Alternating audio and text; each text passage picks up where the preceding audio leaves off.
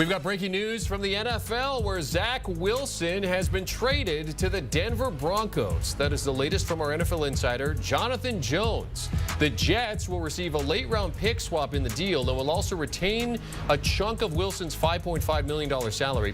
For Wilson, it closes the book on a rough 3 seasons in New York after being taken second overall in the 2021 draft. He heads to a Denver team with a lot of questions at the quarterback position. Wilson joins Jarrett Stidham and Ben DiNucci in the Broncos quarterback room heading into this week's NFL Draft.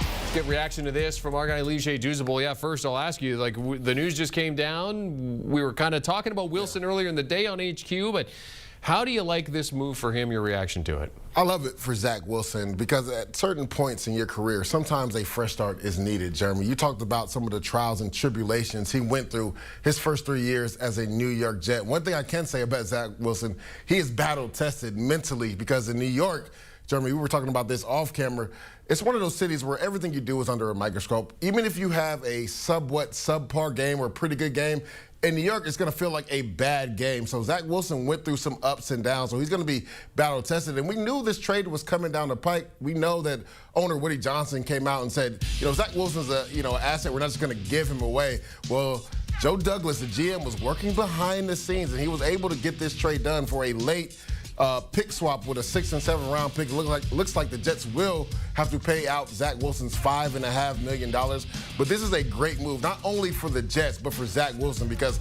he needs to start fresh. But what about this move for the Broncos, though? I mean, does it tell you anything about maybe their draft strategy? Because one of the Ryan Wilson's latest mock draft had them taking a quarterback at the 12 spot. Which may be a little high in the draft, depending on which quarterbacks are going to be at that point in the draft, Jeremy. But to me, I don't think this changes their draft strategy. When you look at Zach Wilson, hopefully Sean Payton is thinking, this guy had a lot of talent. He was a number 2 pick overall. We know he has the big arm. The thing is, can we get him to process quicker, play from within the pocket? Because, Jeremy, Zach Wilson likes to play off platform. He likes to get out of the pocket. That was the same struggle that Russell Wilson had in that Sean Payton offense. So can Sean Payton get that talent out of Zach Wilson? I don't think this stops them or absolves them from taking a quarterback. I think 12 is a little high. I could see them trying to trade back and maybe get back in the 2nd round because currently, Jeremy, they don't have a 2nd round pick. Yeah, but what does this Denver team look like going into next season right now when you've got Zach Wilson, Jarrett Stidham, and Ben DiNucci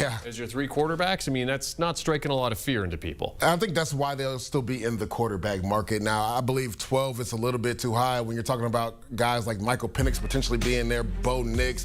I think Bo Nix fits the system perfectly in Denver. We saw Drew Brees have a lot of success throwing the underneath ball, being very accurate. That's exactly what Bo Nix did at the University of Oregon. But taking him at 12 is just a little bit too high. I can see the Denver Broncos, again, trying to trade back, get some draft capital, and then in that 2nd round, attack a quarterback.